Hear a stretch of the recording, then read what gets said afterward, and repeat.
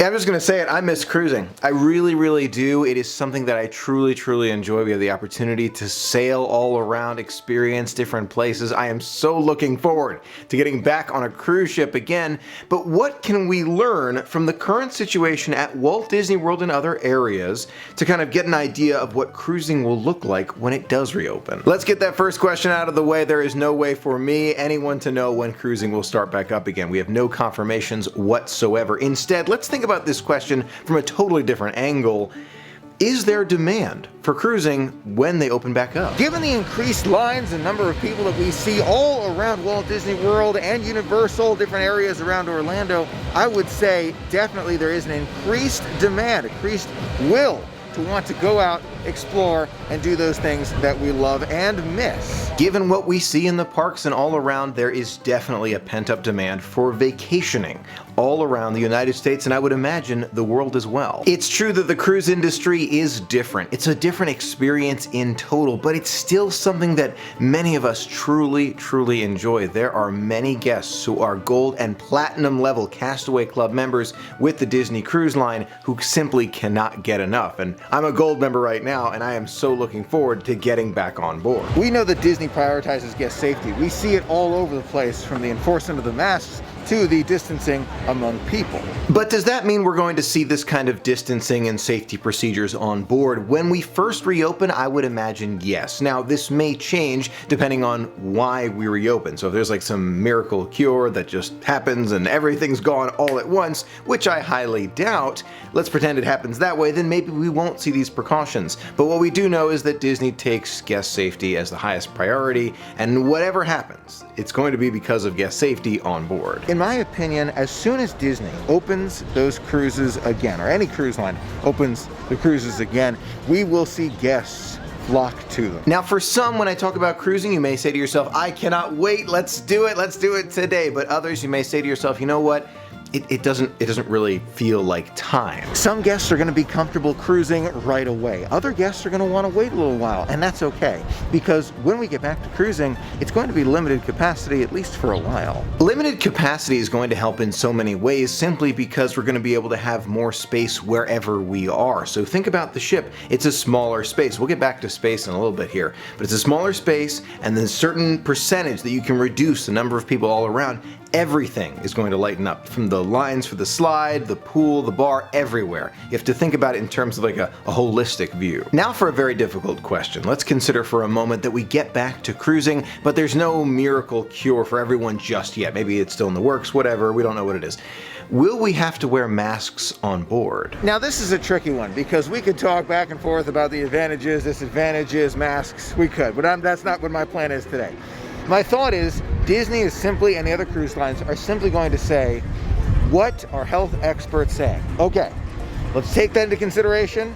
Let's consider where guests will be throughout the day, whether it's a pool, dining experience, or walking around the ship. I believe we're going to see something similar to what we've seen around Walt Disney World. At Walt Disney World, we can take our masks off when we're actively eating or drinking, or maybe in the pool. We can do those things, no mask required. But if we're indoors or even outdoors and we're watching a stage show, we have to be keeping our masks on. Same thing I think would apply to any stage show we saw at sea. Thinking about how you interact with characters on board the Disney Cruise Line, like at Walt Disney World, it will have to change if we're still, kind of pending any miracle cure, just as an example. So we'll probably have similar cavalcades, or waving from maybe a balcony or a top deck, wherever it is, you're waving at characters. So think about that changing as well. The stage shows that we see on the Disney Cruise Line and other cruise lines all over the world are truly marvels of acting, absolutely, but also engineering. During a backstage tour of one of the Disney Cruise Line stages, we learned about all the pieces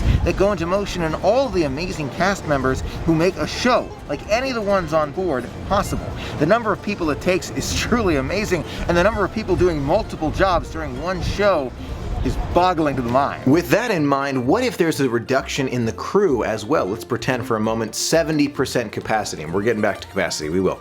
But 70% capacity, I don't think that means we'll see 100% crew capacity. Will that impact the shows and other things that happen around the Disney cruise ship? We don't know. It's just one of those thoughts. When I think about it, I can see ways to make character interactions happen, dining experiences, the specialty dining experiences, even pool time, bar time, drawing classes. I can see a lot of things happening on board. Very easy to kind of move people around, make it safe for everyone.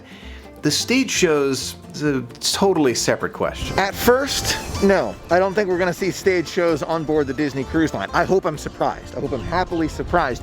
But if I had to guess, Disney's probably going to say, all right, we're going to be a little different this time. Maybe we'll do some smaller shows, maybe around the ship where you see characters kind of pop up here and there. Similar to what we've actually seen inside the parks at Walt Disney World with small cavalcades. Now, we've spoken about the idea of buffets on board before and the fact that we probably won't see those return for a long while. Instead, we'll likely see chefs and waiters kind of serving us the food, asking what we'd like, and then bringing us the food. They have a lot of staff on board during a standard sailing, so they can easily accommodate a change like that. Even though the logistics work of serving someone at Cabanas, the buffet, just as an example, will there be enough crew to do that? I would imagine they could probably stretch the crew so maybe you wait an extra 5 minutes, whatever it is, for your food, but they probably can still do this. So I would imagine we are not going to see buffets on board the Disney Cruise Line or any other cruise line for a while.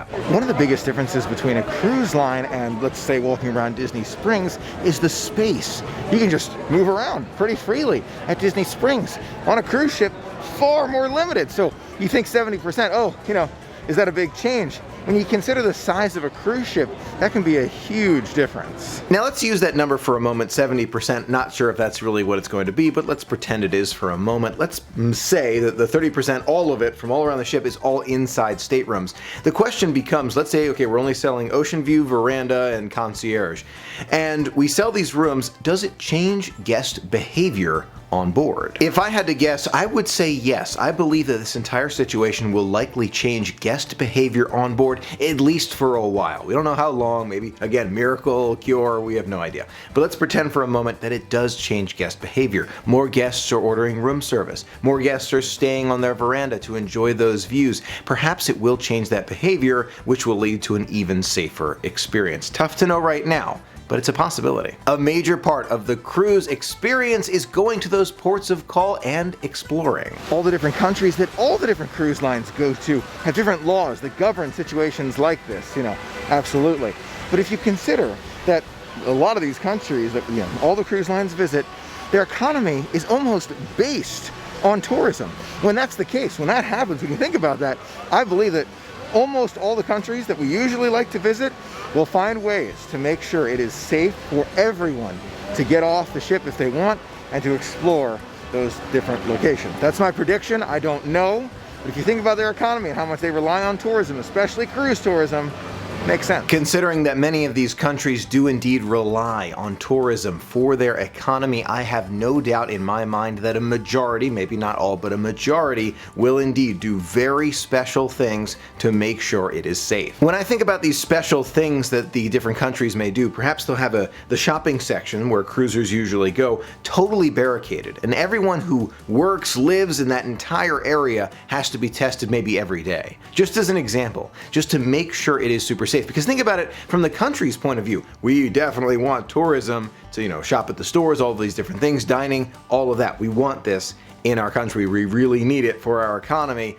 They're going to go out of their way to make sure that guests are safe so that there's no headline that says guests who visited here came away feeling sick. You know what I mean? So that's very, very important. I have no doubt in my mind we'll see lots of new procedures when it comes to exploring these other countries. Capacity is a huge question when you think about all this. Originally we were hearing numbers like 50%. Then there was a form submitted by several different cruise lines saying 70%. At this point it would be impossible for us to try and guess something like that. Obviously the cruise lines will kind of, you know, decide with health officials how to proceed with that, how they can maintain a safe and healthy environment for everyone, but still fill as many rooms as possible during the voyage. As we think about all of this together, you may be saying to yourself, okay, Michael, I can see cruising coming back, some of these changes being made, but will they really be able to expand in those ways that we've been talking about in the past? I personally believe that we are going to see an increase in cruise travel over the next 10 years. The reason for that is we have a lot of people with a lot of pent-up demand to go and explore, and I believe for many, this entire situation has changed our frame of mind. We want to explore and do new things because, life is short. We want to make sure we go out there and try these things and do these things. That's why I believe over the next 10 years, we're going to see an increase, not decrease, increase in cruise interest. Let's keep in mind now, we don't know the future, so maybe something will happen, some cure, whatever it is, we don't know what it is. And then all of a sudden, like that, things will go back to normal. And if that is the case, it would be fantastic for cruising just to get right back to it. We'll see. I doubt it, but we'll see. That would be amazing.